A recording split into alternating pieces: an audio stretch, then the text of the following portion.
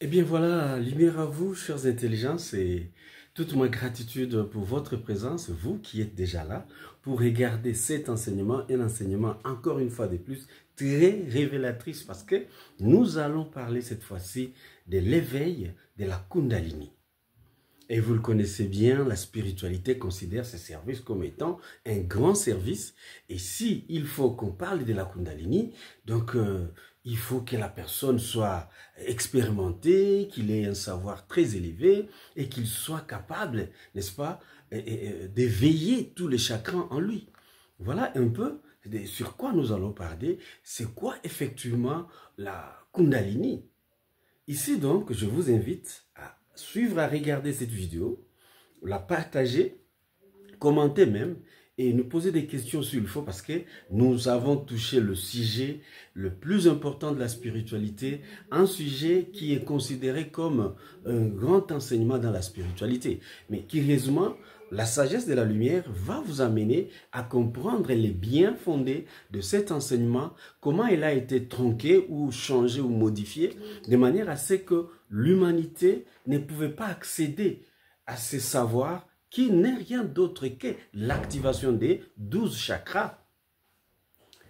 Chères intelligences, vous qui êtes là, gratitude à votre présence, le Pléiadien, le Végalier, les stars sud-arthuriens et les Siriciens et les êtres d'Orion, vous tous qui êtes en mission sur la Terre, vous les enfants des étoiles, voilà un peu ce qui va vous amener encore une fois de plus de comprendre comment et pourquoi la spiritualité demeure pour nous un danger.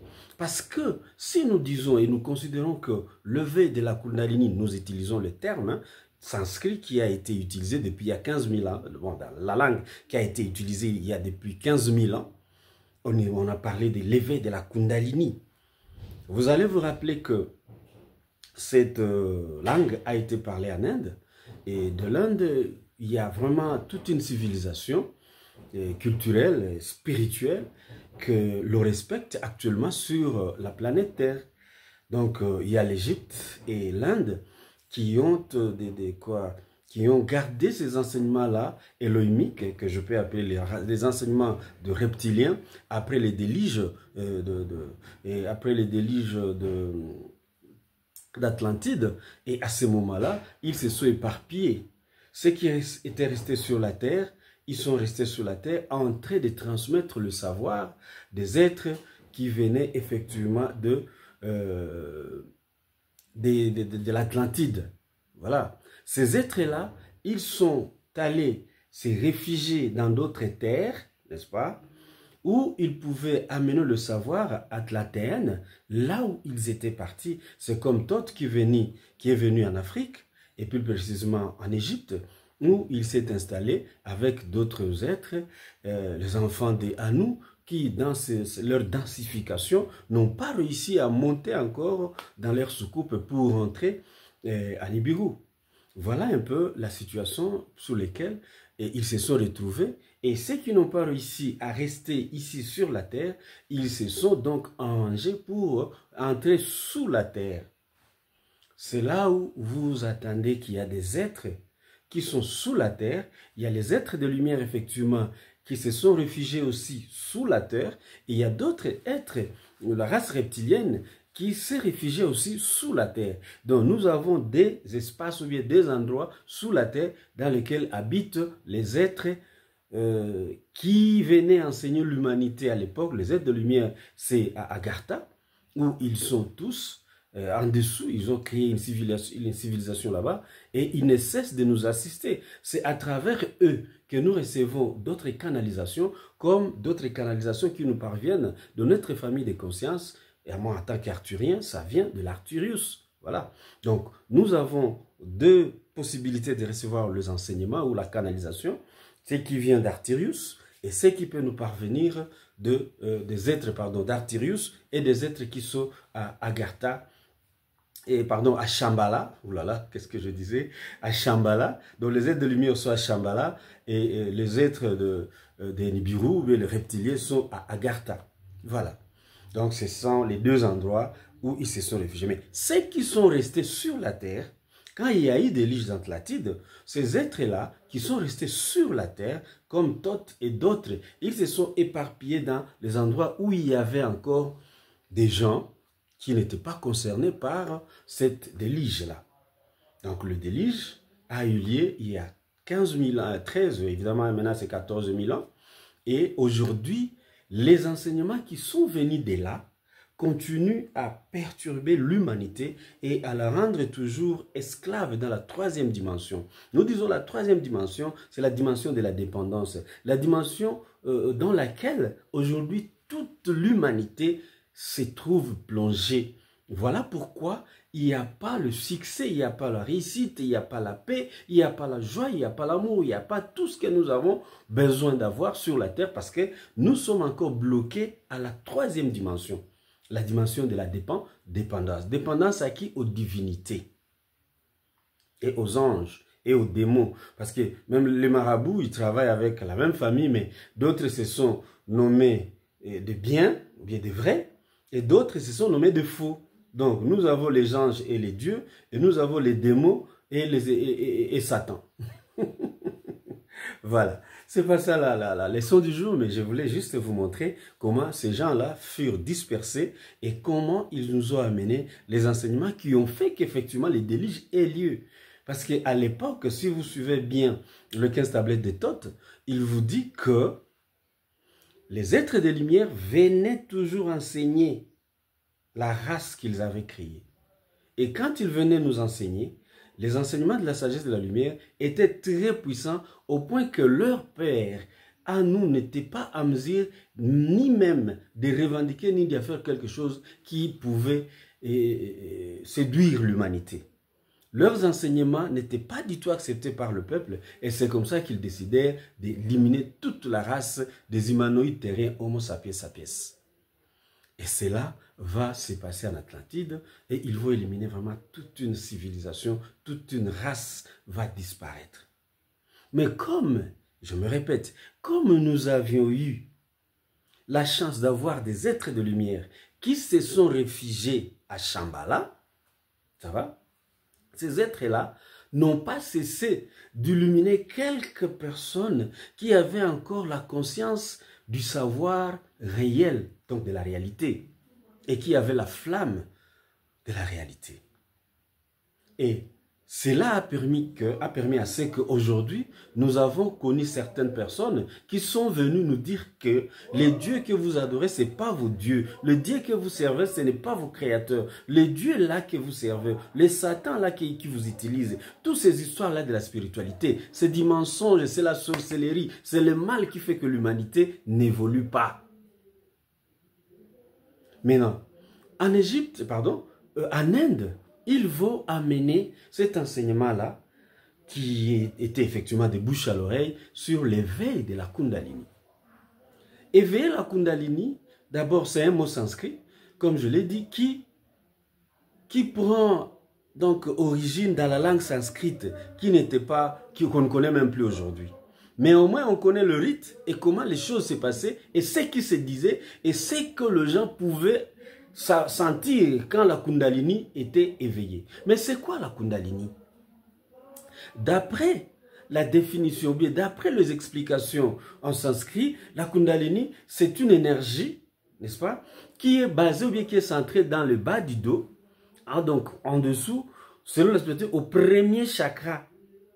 Ça va? Le chakra qui est juste dans le coccyx, donc à la base de notre colonne vertébrale. C'est ça l'énergie. Donc, il y a une énergie qui est là, qui est sommeil. C'est comme un serpent, n'est-ce pas, qui s'enroule sur lui, qui s'enroule sur lui-même et il s'assoit. Il attend qu'il soit éveillé pour maintenant prendre l'ascension. Et quand il prend l'ascension, à ce moment-là, on dit que vous faites une éveil de la Kundalini. Donc, vous avez commencé à éveiller votre conscience jusqu'à atteindre l'état bouddhique. Donc, une conscience éveillée, plein de choses et qui permet à ce que l'on réalise le soi-même et de comprendre sa mission, ainsi de suite. Donc, je ne suis pas là pour vous expliquer ou bien vous enseigner encore la Kundalini de la manière dont la spiritualité vous a transmise, mais juste pour vous amener à comprendre la réalité dans cet enseignement-là. D'abord, cet enseignement, quand il nous dit que c'est un serpent entrelancé qui passe entre nous, Ida et Pingala, qui passe l'autre entre l'autre, comme comme nous regardons les images de l'ADN, n'est-ce pas? Quand on nous montre comment l'ADN se forme sur les corps humains ou bien dans les corps humains, et on considère effectivement que c'est comme un serpent, n'est-ce pas, qui est en train de rouler jusqu'à un niveau quelconque. Et on nous dit que ce serpent-là, quand il s'éveille, il monte, il monte, il monte, il monte. En montant, il est en train d'éveiller le chakra. Évidemment, il vous parle de 7 chakras. Nous, la sagesse de la lumière, nous parlons de 12 chakras principaux. Il y en a d'autres qui sont non principales, mais nous avons 12 chakras principaux qui fait que nous soyons connectés à la multidimensionnalité des êtres de lumière de notre origine interstellaire et galactique. Ça va? Alors, on dit que le serpent monte jusqu'au-dessus, ici à 30 cm de la Terre, et vous amenez ce qu'on appelle l'état bouddhique. L'état d'éveil de la conscience. Et pourquoi pourquoi ils ont identifié ça à un serpent? Je dois vous rappeler ici, c'est juste pour vous confirmer que vous êtes des reptiliens. C'est pour nous dire que nous sommes des reptiliens. C'est pourquoi nous avons un serpent dormant en nous, n'est-ce pas? En dessous de notre, donc au bout de notre colonne vertébrale. Et ce serpent-là, quand il s'éveille, c'est alors que nous accédons aux états le plus grand ou bien le plus excellent de la conscience. Donc, c'est un enseignement qui prouve et qui nous convainc à comprendre et à accepter que nous sommes des reptiliens. Mais la sagesse de la lumière vous dit non, c'est faux et archi faux. C'est faux, c'est très très faux.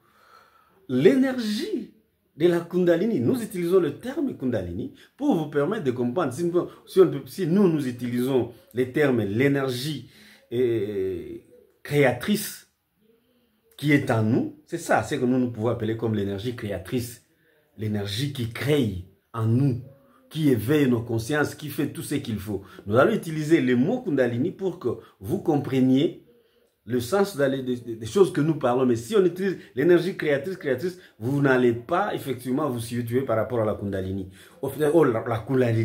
La Kundalini, c'est l'énergie créatrice qui est en nous.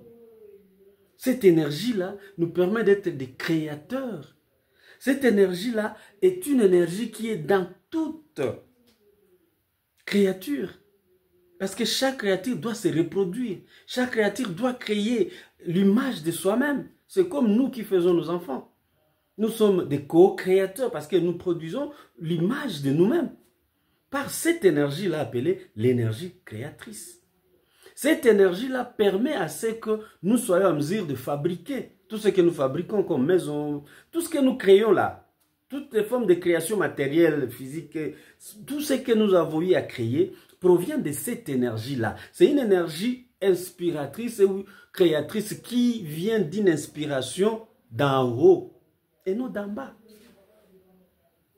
Vouloir nous faire comprendre que l'éveil de la Kundalini, c'est l'éveil de l'état de conscience plus élevé, moi je dois dire que non. La sagesse de la lumière nous dit non. On ne peut jamais commencer par zéro, n'est-ce pas? On ne peut jamais commencer par nulle part, n'est-ce pas? Nulle part, parce que ça s'éveille comme ça là, et avec des techniques, soi-disant des techniques qu'on doit faire, le yoga, il y a des exercices, il y a des mantras à faire pour que cet éveil soit effectif. Nous vous disons non. Non. Et d'ailleurs, pourquoi renverser la vase ou bien la bouteille? Nous connaissons bien que la bouteille, excusez-moi, cette bouteille d'eau, n'est-ce pas? Pour remplir de l'eau ici, il faut que ça passe par là. Quand j'enlève le bouchon, je mets de l'eau, alors l'eau va commencer à monter. Je considère ici le dessus de la bouteille, ici, comme étant, n'est-ce pas, comme étant l'état bouddhique de la bouteille. Donc, une bouteille qui est effectivement vide, mais par l'énergie bouddhique ou bien l'énergie de l'éveil de la conscience, va permettre à ce que la bouteille soit remplie d'eau. Alors, est-ce que l'eau doit jaillir de la source pour monter au-dessus de la bouteille, ou bien l'eau doit venir, n'est-ce pas, de l'extérieur pour venir remplir la bouteille? C'est ça la question qu'on se pose. Si la spiritualité nous dit que l'eau quitte la source pour remonter, alors qu'en dessous, il n'y a rien, ils ne vous ont pas enseigné le chakra racine, qui est le chakra de l'équilibre, qui nous permet d'avoir la pesanteur sur la terre. On ne nous a pas enseigné ça. Maintenant, comment est-ce que du base, n'est-ce pas, du chakra de base de la colonne vertébrale, doit provenir une énergie qui va monter et qui commence à alimenter d'autres chakras? D'où vient cette énergie-là? C'est le contraire. Donc, ils ont pris juste la bouteille, ils l'ont renversée comme ça. Et on doit remplir la bouteille par les dessous. Regardez. Donc, on doit remplir la bouteille par là. Et puis, ça commence à monter. Mais les trous ouvrent l'endroit ou bien la porte ou bien le remplissage de la bouteille, c'est ici. Si on les renverse, c'est que le remplissage doit commencer par là, les dessus. Donc, il faut trouver ici. Et commencer maintenant à remplir jusqu'à ce que ça remonte au-dessus complètement rempli. Voilà un peu un petit exemple pour vous faire comprendre que non, l'énergie créatrice ou bien l'énergie de la Kundalini ne doit pas provenir du bas du dos. Non, ne doit pas provenir du chakra racine, selon la spiritualité, non. Effectivement, pour nous, les chakras racines, c'est les chakras des tendons qui est là-bas, pardon, les chakras des dessous des pieds qui nous permet d'avoir l'équilibre, la pesanteur et de marcher sur la terre. C'est ces chakras-là qui a été privé aux Anunnaki lors des contrats qui a été signé, ici je mets entre parenthèses, lors des contrats qui a été signé entre les êtres de lumière et eux, qui ne peuvent plus jamais piétiner ils ne peuvent plus toucher sur les sols de la terre. C'est pourquoi quand vous le voyez même dans le rêve, ils viennent, ils glanent, ils sont dans l'espace. Ils vous communiquent le message et ils sont là dans un espace de 1 mètre ou 2 mètres. Oui, parce qu'on les a privés de ces chakras-là. Et ils ne pouvaient plus vous enseigner ce chakra-là parce qu'eux-mêmes n'en possédant plus, ils n'ont pas trouvé l'importance de vous en parler. Mais on les a bousillés, ces chakras, pour qu'ils n'aient plus la possibilité de descendre. Même dans le rêve, je vous dis, même dans les songes, vous ne pouvez jamais le voir marcher. Si vous voyez quelqu'un dans des songes marcher encore sur la terre, et il vous donne un message, c'est qu'il est encore vivant. C'est une personne vivant encore sur la terre. Mais s'il est déjà décédé, et que son âme se trouve dans l'astral, sachez bien que ce sont les démons qui portent son visage, et il va venir vous parler dans l'espace. Vous n'allez pas le voir. Vous n'allez pas le voir en train de marcher sur la terre et vous parler. Non, N-O-N. Ils n'ont plus cette énergie-là. Alors, voilà pourquoi ils vous ont caché cette réalité parce qu'ils n'ont plus le droit de piétiner la terre. Le contrat ici fini, ils vont partir avec leurs enfants et plus jamais, vous ne le verrez plus jamais sur la terre. Donc cette race-là reptilienne qui est en train de s'entretuer aujourd'hui du jour au lendemain, qui cherche à détruire toute l'humanité par des bombes mystiques, par tout ce qu'ils ont fabriqué, oui, ils finiront par le faire et ils ne reviendront plus.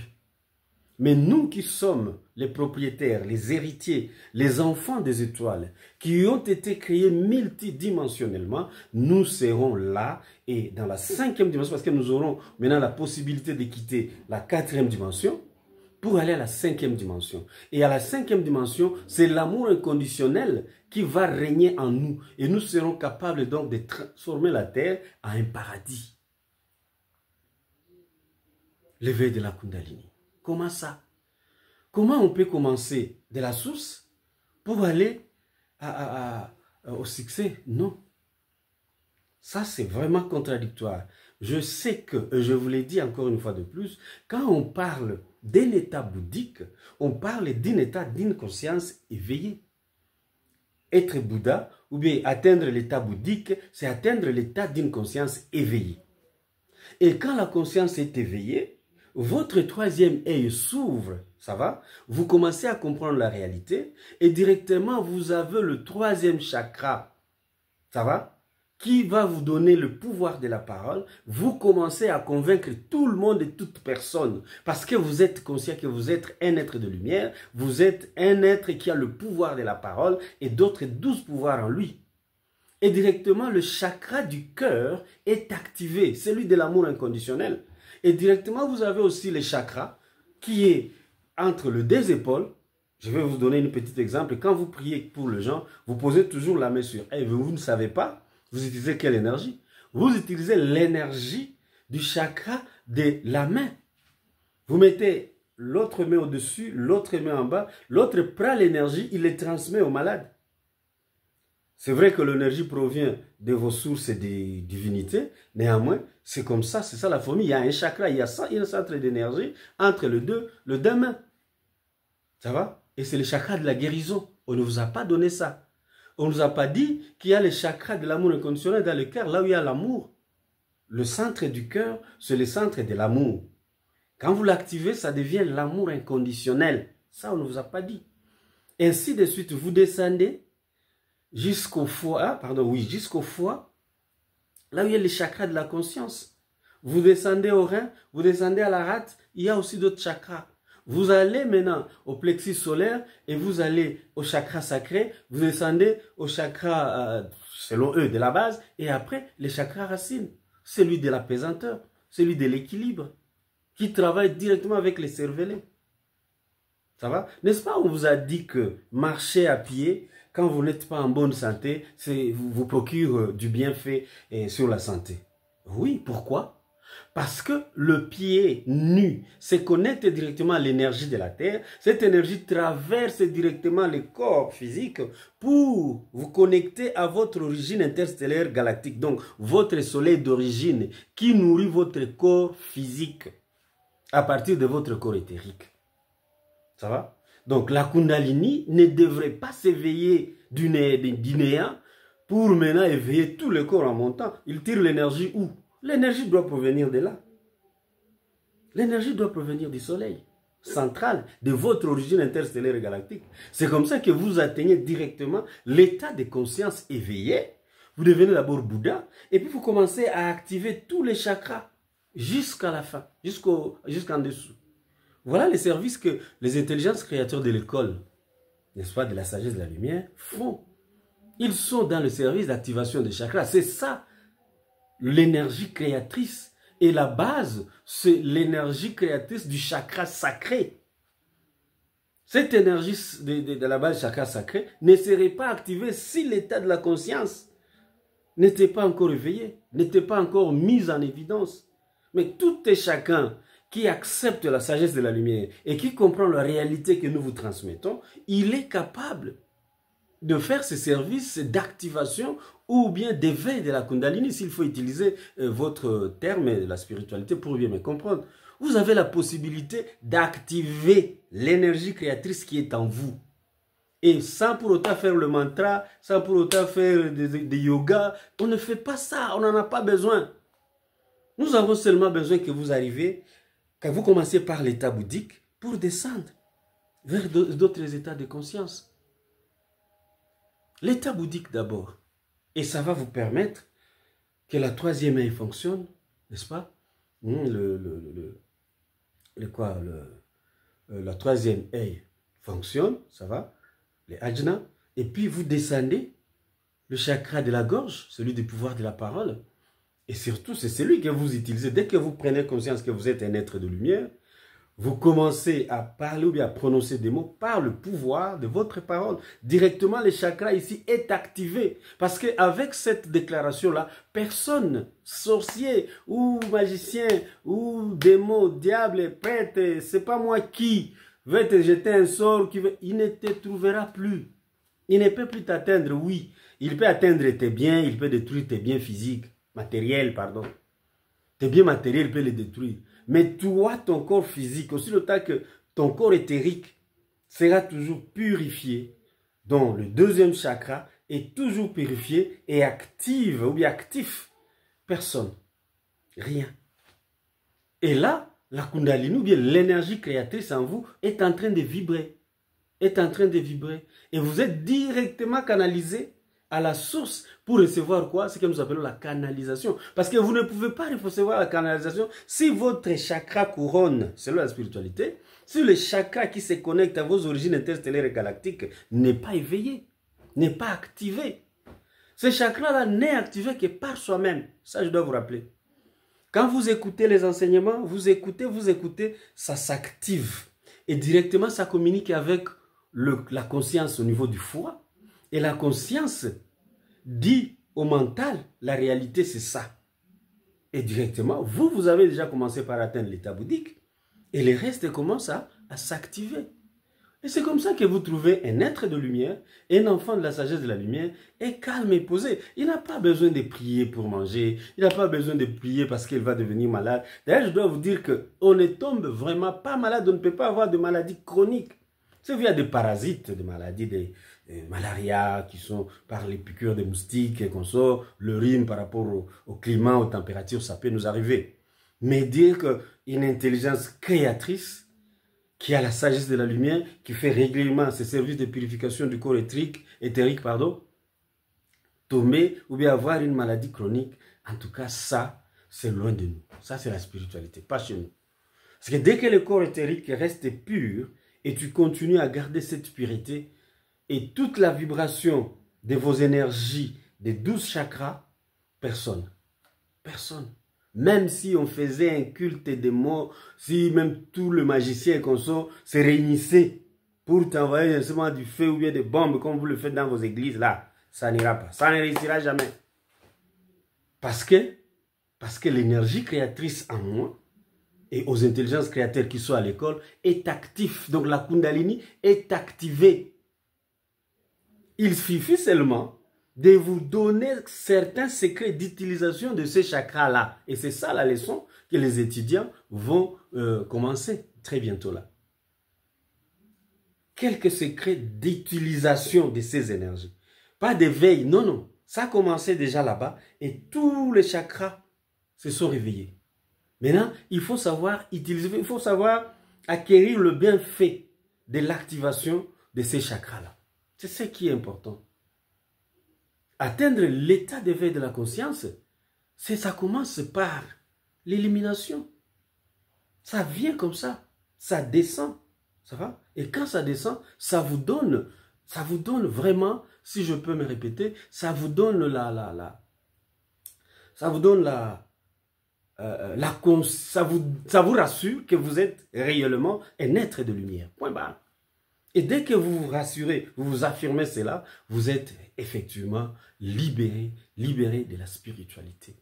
Et c'est comme ça que vous coupez les liens avec la spiritualité. Vous quittez tout ce que vous appelez la magie, la sorcellerie, les marabouts, ou les sorts qu'on vous avait jetés. Aussi longtemps que votre corps éthérique sera pur et purifié davantage, jamais, jamais, jamais. Vous ne serez jamais, même par un sort, les paroles, jamais. Parce que vous êtes un être de lumière. Jamais les ténèbres ne pourra vous atteindre. Et ne régnera jamais plus sur la terre pour toujours. D'ici là, les ténèbres, ce que vous voyez sur la terre aujourd'hui, les guerres que nous sommes en train de connaître et de vivre aujourd'hui, vous ne le verrez plus sur la terre. Je vous ai dit, nous avons encore 30 ans. D'ailleurs, maintenant, c'est 28 ans. Je l'ai déjà dit dans mes premières vidéos. Et je ne cesserai de vous le rappeler parce que je suis là. Les temps pour la race reptilienne est fini. Raison pour laquelle les intelligences créateurs, les êtres de lumière, nous donnent ces enseignements pour préparer l'humanité à l'ascension. Nous sommes à l'ère du Verseau, l'ère où vous devez éveiller votre conscience. Vous devez vous dire non. Pourquoi nous devons continuer à souffrir alors que la lumière est là? Oui, il faut que vous ayez cette révolte en vous. C'est une révolution qui va permettre à ce que nous puissions libérer l'Afrique de tout ce que nous connaissons. Pourquoi nous entretuer? À cause des richesses. Mais cette planète-là que vous voyez, avec la race reptilienne, vous ne le verrez plus jamais d'ici 28 ans. Ah oui. gratitude à l'univers et à ma famille de conscience qui a permis que je vous donne cet enseignement ou bien cette information pour vous permettre effectivement de venir à l'école des intelligences créateurs pour apprendre la réalité des choses. Purifiez vos corps éthériques, activez le chakra, allez dans des états d'utilisation, d'activation de vos chakras qui va vous donner la possibilité de bénéficier de votre être multidimensionnel. Votre être multidimensionnel est très important. C'est très important, chères intelligences. Voilà donc, je vous invite encore une fois de plus à venir à l'école des intelligences créateurs et créatrices pour apprendre plus sur la sagesse de la lumière. Et nous appeler au plus 243 82 22 04 816. Plus 243 82 22 04 816. Et là, vous serez en contact avec moi, le guide Kasereka, et je veux vous donner les orientations, bien les conditions pour être inscrit à notre école des intelligences créatrices. Voilà, toute ma gratitude, chères intelligences, et lumière à vous. Et merci d'avoir partagé cette vidéo, de la liker aussi, et puis de faire vos commentaires et nous écrire. Ça sera une très bonne chose. Lumière à vous et toute ma gratitude. Bye.